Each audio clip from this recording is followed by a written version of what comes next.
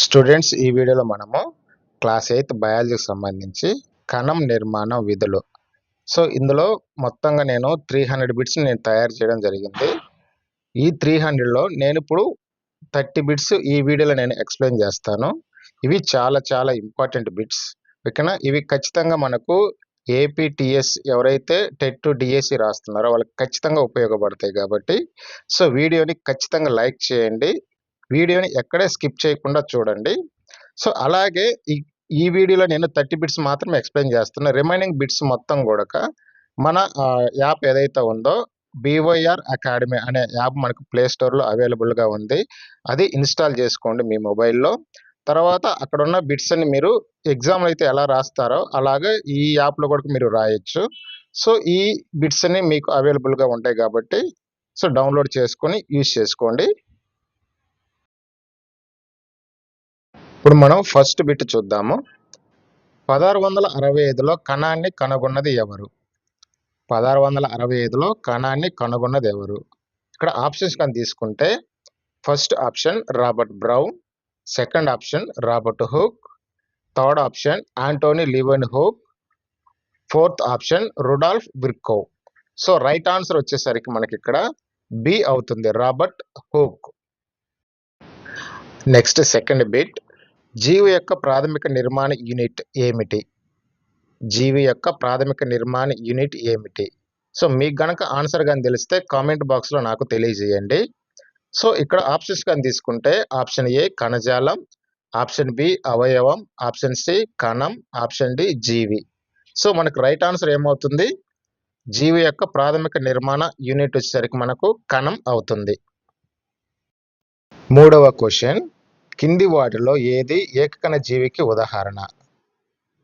Option A మానవుడు, option B మామిడి చెట్టు, option C amoeba, option D గులాబీ మొక్క. రైట్ ఆన్సర్ మీకు తెలిస్తే కామెంట్లో నాకు తెలియజేయండి. ఇక్కడ రైట్ ఆన్సర్ కానీ తీసుకుంటే ఆప్షన్ సి అమీబా. నాలుగవ క్వశ్చన్, కేంద్రకం అనే పదాన్ని ఎవరు సృష్టించారు? కేంద్రకం అనే పదాన్ని ఎవరు సృష్టించారు? ఇక్కడ ఆప్షన్స్ కానీ తీసుకుంటే option A Robert Hooke, option B Antonie van Leeuwenhoek, option C Robert Brown, option D MJ Schleiden. ఇక్కడ మనం రైట్ ఆన్సర్ కానీ తీసుకుంటే రాబర్ట్ బ్రౌన్. ఐదవ ప్రశ్న, కణంలోని ఏ భాగం కణం యొక్క అన్ని కార్యకలాపాలను నియంత్రిస్తుంది? ఆప్షన్స్ కానీ తీసుకుంటే కణ కవచం, ఆప్షన్ బి కణద్రవ్యం, ఆప్షన్ సి కేంద్రకం, ఆప్షన్ డి కణత్వచం. ఆన్సర్ కానీ మీకు తెలిస్తే కామెంట్ ద్వారా తెలియజేయండి. ఇక్కడ మనం ఆన్సర్ కానీ చూస్తే ఆప్షన్ సి కేంద్రకం అవుతుంది. సిక్స్త్ క్వశ్చన్, వృక్ష కణం యొక్క వెలుపలి పొరను ఏమంటారు? వృక్ష కణం యొక్క వెలుపలి పొరను ఏమంటారు? ఇక్కడ ఆప్షన్స్ కానీ చూస్తే ఆప్షన్ ఏ కణత్వచం, ఆప్షన్ బి కణ కవచం, ఆప్షన్ సి కణద్రవ్యం, ఆప్షన్ డి కేంద్రకం. రైట్ ఆన్సర్ మీకు తెలిస్తే కామెంట్ ద్వారా తెలియజేయండి. అలాగే వీడియోని ఖచ్చితంగా లైక్ చేయండి. కొత్త వాళ్ళు కనుక చూస్తుంటే సబ్స్క్రైబ్ చేయండి. ఇక్కడ మనం ఆప్షన్ కానీ తీసుకుంటే ఆప్షన్ బి కణ కవచం. నెక్స్ట్ సెవెంత్ క్వశ్చన్, కణత్వచం లోపల ఉండే జెల్లీ లాంటి పదార్థాన్ని ఏమంటారు? కణత్వచం లోపల ఉండే జెల్లీ లాంటి పదార్థాన్ని ఏమంటారు? ఇక్కడ మనం ఆప్షన్స్ కానీ చూస్తే ఆప్షన్ ఏ కేంద్రకం, ఆప్షన్ బి కణద్రవ్యం, option C chromosome, option D కణరసం.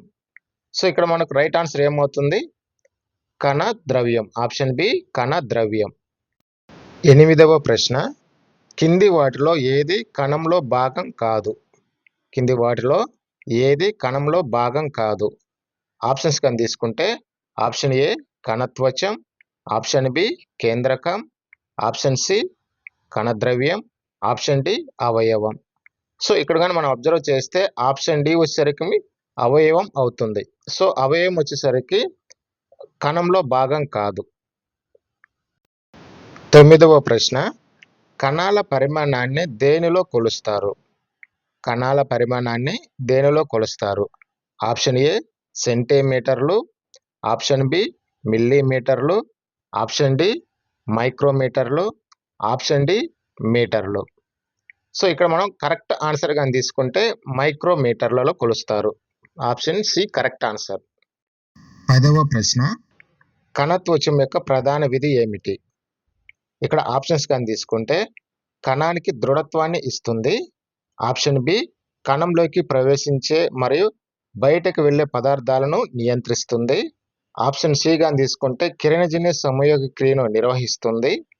Option D గాని తీసుకుంటే జన్యు సమాచారాన్ని నిల్వ చేస్తుంది. సో మీకు కనుక రైట్ ఆన్సర్ తెలిస్తే కామెంట్ ద్వారా నాకు తెలియజేయండి. సో ఇక్కడ రైట్ ఆన్సర్ వచ్చేసరికి ఆప్షన్ బి కణంలోకి ప్రవేశించే మరియు బయటకు వెళ్లే పదార్థాలను నియంత్రిస్తుంది. 11వ ప్రశ్న, పెద్ద మధ్యలో ఉన్న రిక్తిక దేని యొక్క లక్షణం? పెద్ద మధ్యలో ఉన్న రిక్తిక దేని యొక్క లక్షణం? ఇక్కడ మనం ఆప్షన్స్ కానీ తీసుకుంటే జంతు కణాలు, వృక్ష కణాలు, జంతు మరియు వృక్ష కణాలు రెండును. ఆప్షన్ డి గాని తీసుకుంటే బ్యాక్టీరియా. సో ఇక్కడ మనకు రిక్తిక అనేది వచ్చి దేంట్లో ఉంటుందంటే మనకు వృక్ష కణాల్లో ఉంటుంది. దీన్ని మనం ప్లాంట్ సెల్లో కూడా ఉంటుందని మనం చెప్తామన్నమాట. 12వ ప్రశ్న, కేంద్రకంలో జన్యువులను కలిగి ఉండే దారం లాంటి నిర్మాణాలు ఏవి? కేంద్రకంలో జన్యువులను కలిగి ఉండే దారం లాంటి నిర్మాణాలు ఏవి? కేంద్రకాంశం, కణద్రవ్యం, క్రోమోజోములు, రిక్తికలు.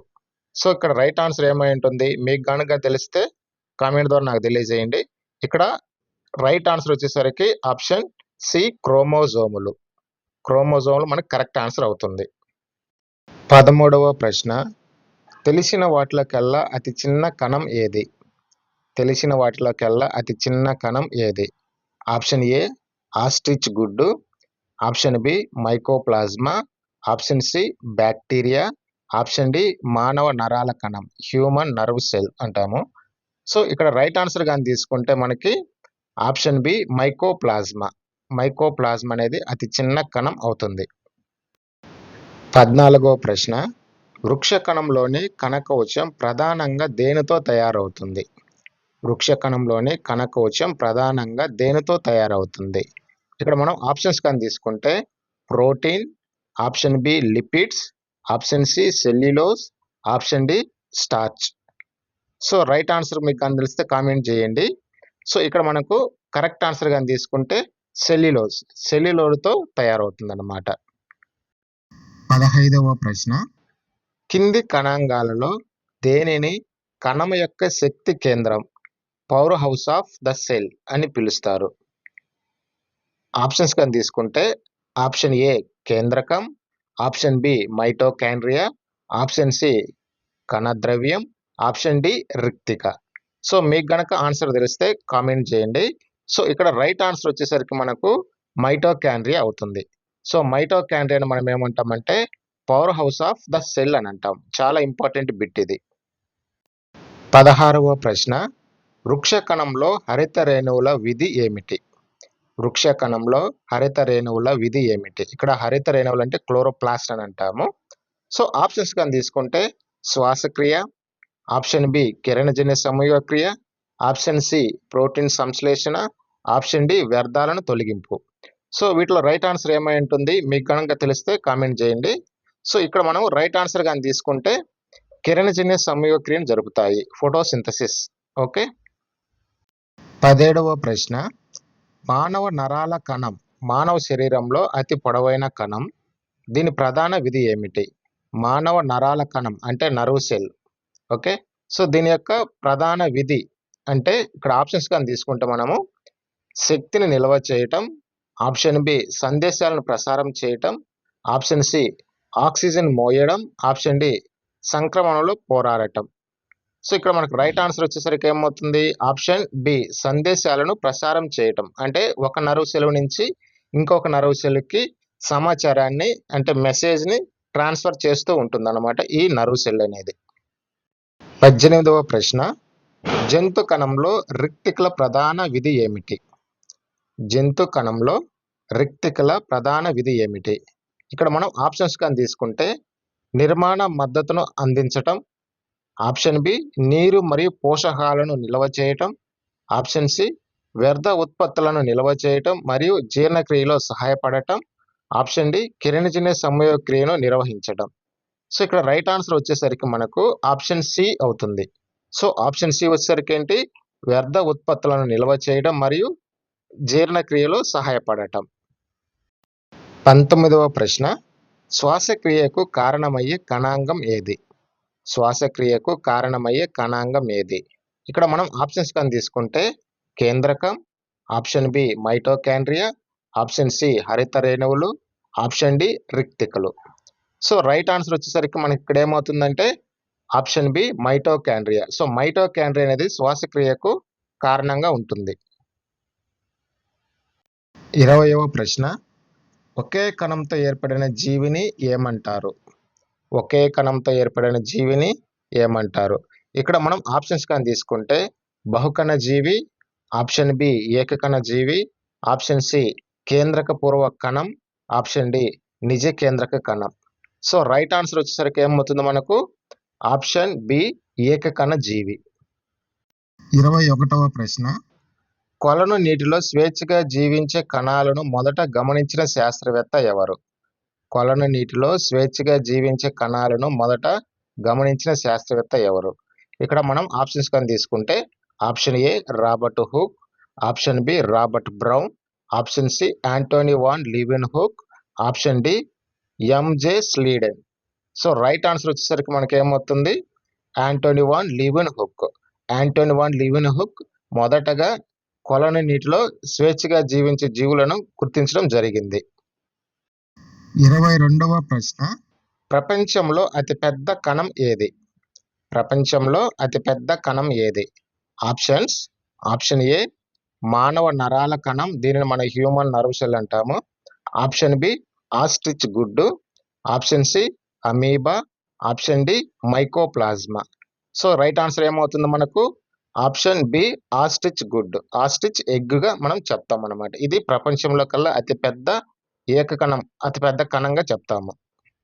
23వ ప్రశ్న, జన్యు పదార్థాన్ని కలిగి ఉండే కేంద్రకంలోని భాగం ఏది? జన్యు పదార్థాన్ని కలిగి ఉండే కేంద్రకంలోని భాగం. ఆప్షన్స్ కానీ తీసుకుంటే ఆప్షన్ ఏ కేంద్రకాంశం, ఆప్షన్ బి క్రోమోజోములు, ఆప్షన్ సి కేంద్రక త్వచం, ఆప్షన్ డి కణద్రవ్యం. సో రైట్ ఆన్సర్ వచ్చేసరికి మనకి ఇక్కడ ఆప్షన్ బి క్రోమోజోములు అవుతుంది. 24వ ప్రశ్న, వృక్ష కణంలో మాత్రమే కనిపించే కణాంగం ఏది? వృక్ష కణంలో మాత్రమే కనిపించే కణాంగం ఏది?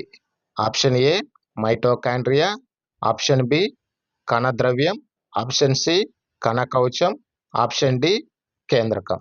సో రైట్ ఆన్సర్ కానీ తీసుకుంటే ఇక్కడ మనకి ఆప్షన్ సి కణకవచం అవుతుంది. 25వ ప్రశ్న, అమీబా తన ఆహారాన్ని సంగ్రహించే ప్రక్రియను ఏమంటారు? అమీబా తన ఆహారాన్ని సంగ్రహించే ప్రక్రియను ఏమంటారు?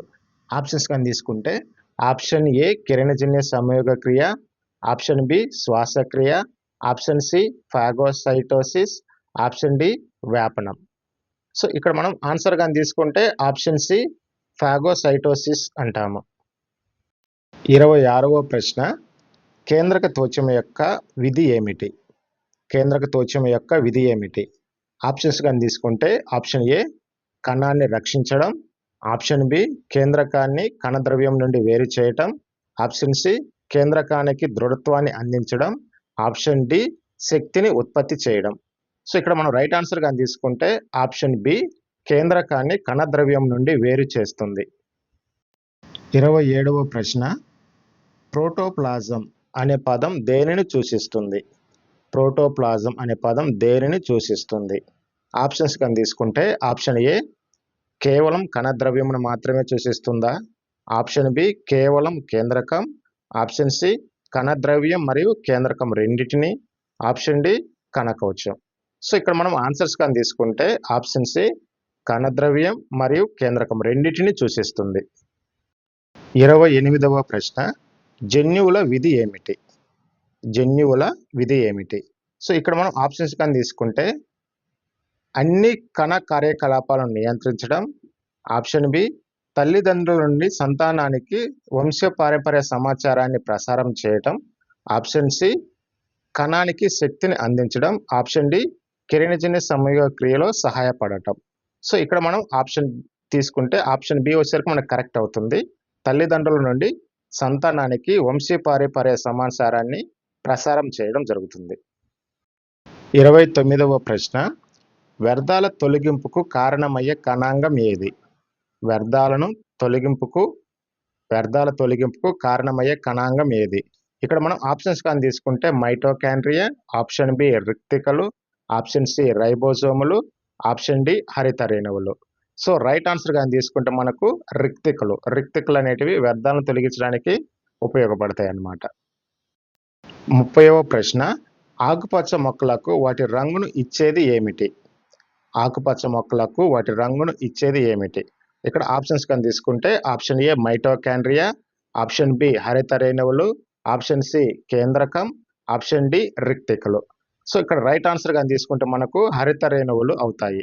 సో హరిత రేణువుల వల్ల మొక్కలకు ఆకుపచ్చ రంగు రావడం అనేది జరుగుతుంది. స్టూడెంట్స్, ఇంకా మనకు చాలా బిట్స్ ఉన్నాయి. ఈ వీడియో లెంత్ ఎక్కువ అవుతుంది కాబట్టి నేను ఇక్కడ తాపేస్తున్నాను. రిమైనింగ్ బిట్లని మన యాప్ ఏదైతే ఉందో BYR అకాడమీ ప్లే స్టోర్లో ఉంటుంది, డౌన్లోడ్ చేసుకోండి. సో అక్కడి నుంచి మీరు ఈ బిట్స్ మొత్తం కూడా యాక్సెస్ చేయొచ్చు. నేను ఇక్కడ బయాలజీకి సంబంధించి అన్ని చాప్టర్లు 6వ తరగతి నుంచి ఇంటర్మీడియట్ వరకు చాప్టర్ వైజ్గా నేను బిట్స్ మీకు యాప్లో పొందుపరుస్తాను. అలాగే కొన్ని మనం యూట్యూబ్ ఛానల్లో డిస్కస్ చేసుకుంటూ వస్తాము. అవసరమైతే మన క్లాసులు కూడా ఎక్స్ప్లెయిన్ చేస్తాను. సో యాప్ని డౌన్లోడ్ చేసుకోండి. సో ఇవన్నీ కూడా మీకు ఏంటంటే లైఫ్ టైం వ్యాలిడిటీతో మీకు రావడం అనేది జరుగుతుంది. Okay, thank you. అలాగే వీడియోని ఖచ్చితంగా లైక్ చేయండి, సబ్స్క్రైబ్ చేయండి. కొత్త వాళ్ళు కనుక చూస్తుంటే ఖచ్చితంగా సబ్స్క్రైబ్ చేయండి. మీ ఫ్రెండ్స్ అందరికి కూడా షేర్ చేయండి.